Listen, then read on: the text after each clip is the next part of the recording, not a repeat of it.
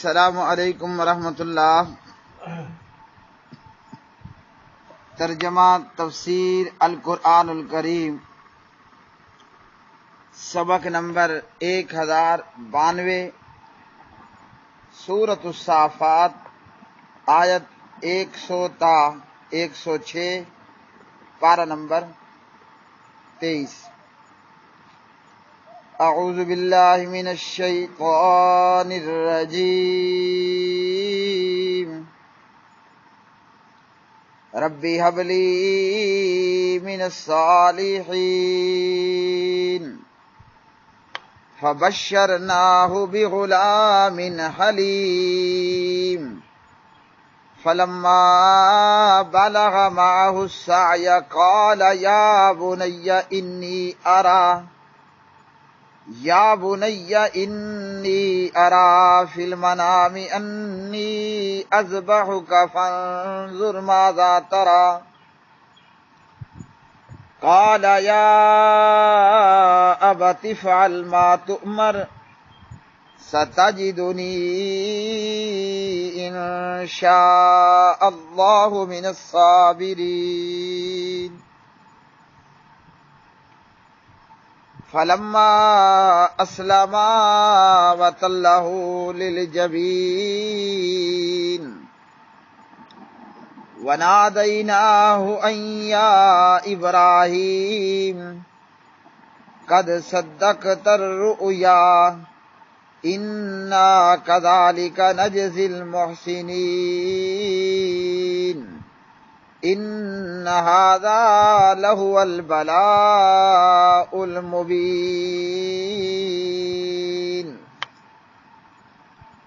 اے میرے پروردگار، مجھے عطا کر جو نیکوں سے ہو۔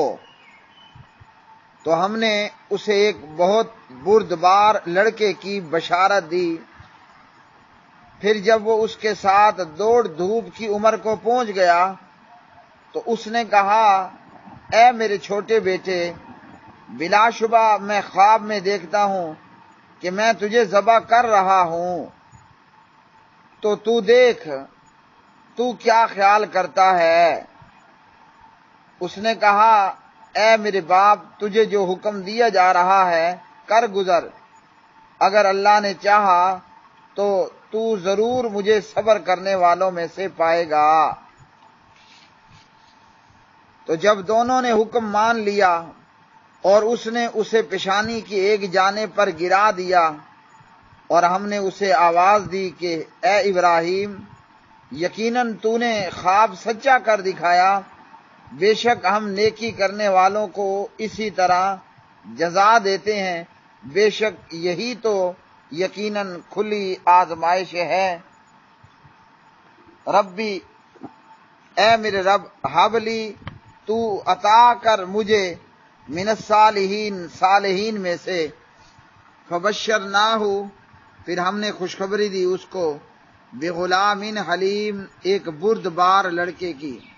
فلما، چنانچہ جب بالغا، وہ پہنچ گیا، معہو، اس کے ساتھ، السعی، دوڑنے کو، یعنی دوڑنے کی عمر کو، قالا، تو کہا، یا بنیا، اے میرے پیارے بیٹے، انی، بے شک میں، ارا، دیکھتا ہوں، فی المنام، خواب میں، انی، کہ بے شک میں، اذبحو کا، ذبح کر رہا ہوں تجھے، فانظر، پس تو دیکھ، ماذا ترا، کیا ہے تیری رائے۔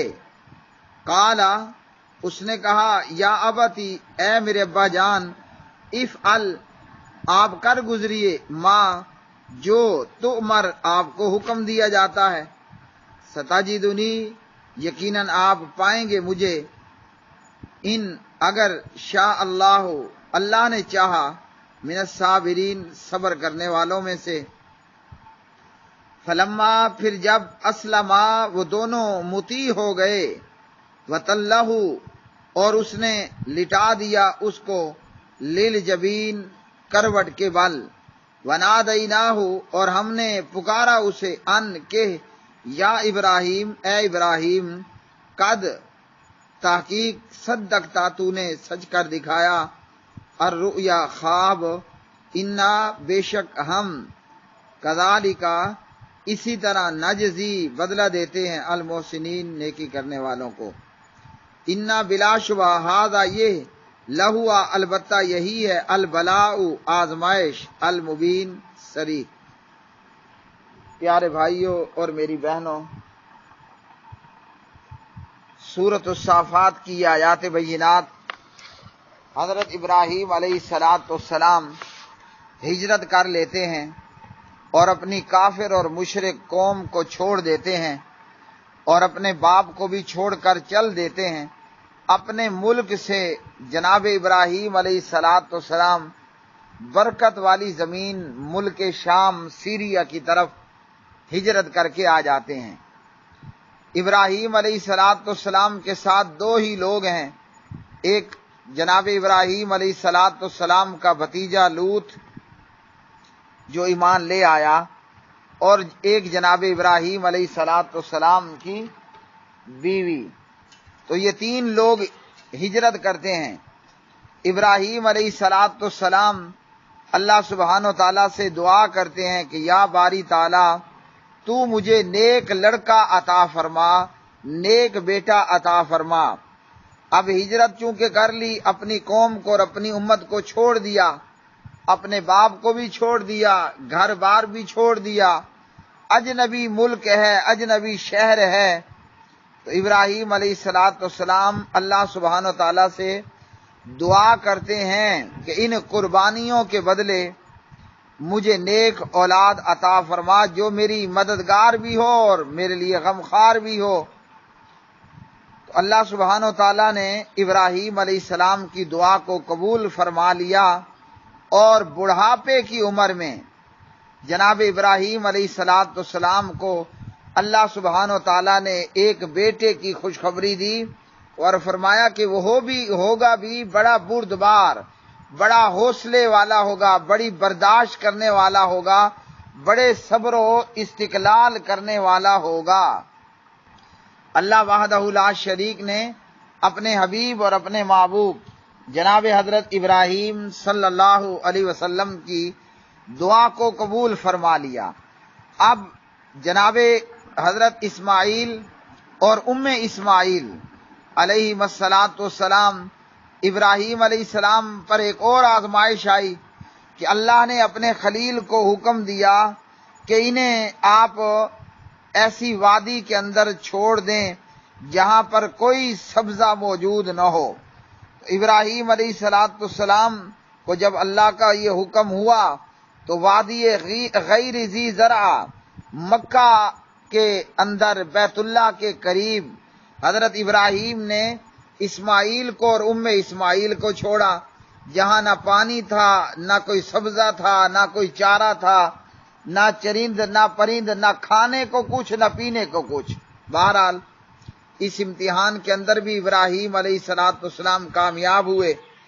جناب ابراہیم ملک شام میں اسماعیل اور اسماعیل بیت اللہ کے پاس اور مکہ مکرمہ میں ان کا رہنا، ان کا ٹھہرنا اور اوڑھنا بچھونا وہ مطاف تھا بیت اللہ کا.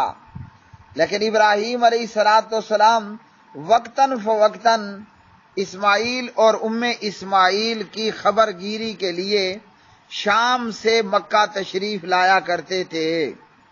اللہ کا کرنا ایسا ہوتا ہے کہ جوان ہوتے ہوتے جناب اسماعیل علیہ السلام اپنے باپ کے ساتھ دوڑ دھوپ کی عمر کو پہنچ گیا. یعنی اس عمر کو پہنچ گیا کہ جب اولاد اپنے باپ کا کندھا بنتی ہے، جب اولاد اپنے باپ کا سہارا بنتی ہے. جب جناب اسماعیل اس عمر کو پہنچے تو ایک اور امتحان جناب حضرت خلیل اللہ صلی اللہ علیہ وسلم کے سر پر کھڑا ہو گیا، اور وہ امتحان اور وہ آزمائش یہ تھی کہ اللہ نے اپنے خلیل ابراہیم علیہ السلام کو خواب کی حالت میں یہ حکم دیا کہ تو اپنے بیٹے کو ذبح کر رہا ہے. تو پیغمبر کا خواب بھی وہی ہوتا ہے. غیر نبی کا خواب سچا تو ہو سکتا ہے، مگر غیر نبی کا خواب وہی اور دلیل نہیں ہوا کرتا، وہ دین اور بنیاد نہیں بنتا.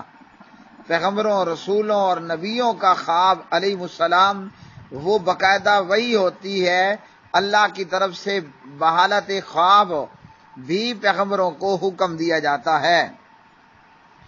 تو ابراہیم علیہ السلام کو اللہ رب الرحمن نے خواب کی حالت میں یہ دکھایا کہ ابراہیم اپنے اکلوتے لختے جگر جناب اسماعیل علیہ السلام کو ذبح کر رہے ہیں۔ اب ذبح کے لیے جانور اور ذبیحے کے اوپر چھری کو چلایا جاتا ہے۔ تو ابراہیم علیہ السلام نے یہ خواب دیکھا، اسماعیل کے پاس آئے اور آ کر کہنے لگے کہ تیرا کیا خیال ہے، تو کیا کہتا ہے؟ میں نے اسی طرح خواب دیکھا ہے کہ میں تجھے ذبح کر رہا ہوں۔ اسماعیل علیہ السلام بھی جانتے تھے اور مانتے تھے کہ میرے والد محترم اللہ کے نبی اور رسول ہیں، اور یہ بات بھی مسلمہ ہے، کنفرم ہے کہ پیغمبر کا خواب بھی وہی ہوتا ہے۔ تو جناب ابراہیم علیہ السلام کو اسماعیل نے جواب دیا، آپ کو اللہ باری تعالیٰ کی طرف سے جو حکم دیا جا رہا ہے آپ اس پر عمل کیجئے، جہاں تک میری بات ہے تو آپ مجھے صبر کرنے والوں میں سے پائیں گے۔ اب ابراہیم علیہ السلام اسماعیل سے پوچھے بغیر اسماعیل کو ذبح کر سکتے تھے، مگر ان کی رائے اس لیے لی تاکہ وہ بھی اس کام میں دل و جان سے تیار ہو، ذبیحہ بھی ہو جائے اور اسماعیل بھی ثواب کا حقدار ہو جائے۔ ورنہ اگر اسماعیل نانو بھی کرتے تو ابراہیم علیہ السلام چھوڑنے والے تو کوئی نہیں تھے۔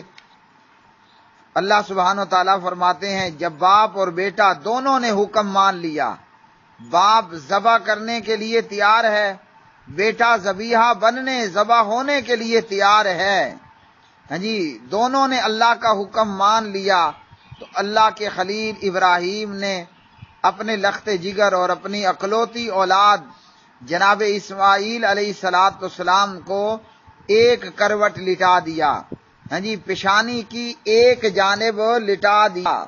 ہر بندے کا بیچ میں ماتھا ہے، پیشانی ہے، اور پیشانی کی دائیں جانب دائیں کروٹ ہے اور بائیں جانب بائیں کروٹ ہے۔